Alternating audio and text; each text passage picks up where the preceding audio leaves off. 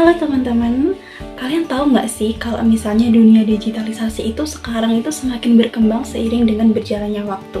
Nah kita, para anak-anak muda atau kalau kita nyebutnya apa ya, Gen Z, pasti nggak asing lagi sama pembayaran melalui digital. Nah kita kan sekarang kalau misalnya mau beli apapun kan nggak harus bayar cash ya.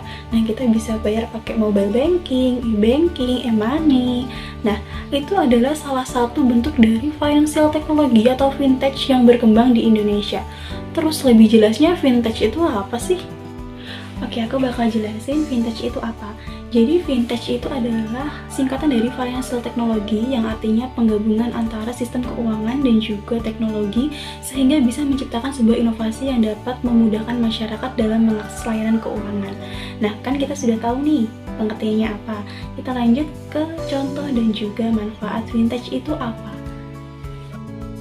Sebelum kita masuk pada manfaat dan juga jenis-jenis dari fintech, kayaknya kita harus tahu dulu nggak sih sejarah dari fintech itu bagaimana? Oke, sejarah fintech diawali dengan kemajuan teknologi di bidang keuangan. Di era 1980-an, bank mulai menggunakan sistem pencatatan dana yang mudah diakses melalui komputer. Selanjutnya, di tahun 1982, E-Trade membawa fintech menuju arah yang lebih terang dengan memperbolehkan sistem perbankan secara elektronik bagi investor.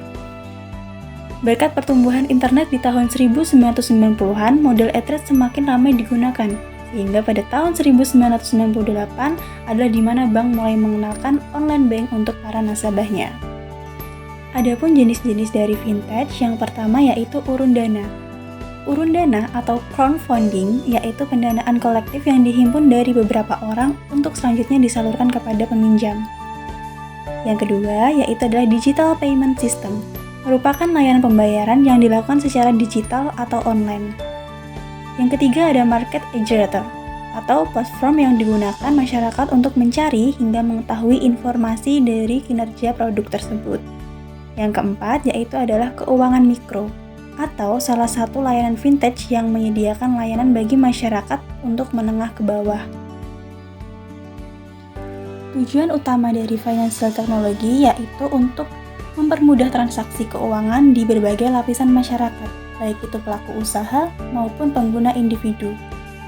Berkat adanya teknologi ini, semua orang diharapkan bisa menuntaskan kegiatan jual beli mereka dengan lebih efisien dan juga praktis. Nah, itu tadi penjelasan singkat tentang fintech atau financial technology. Sebenarnya kalau misalnya fintech itu kan pasti ada ya di sekitar kita, cuman mungkin kita nggak tahu inovasi ini tuh namanya apa.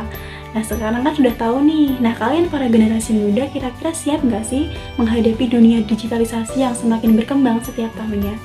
Nah, jawabannya ada di diri kalian sendiri. Terima kasih.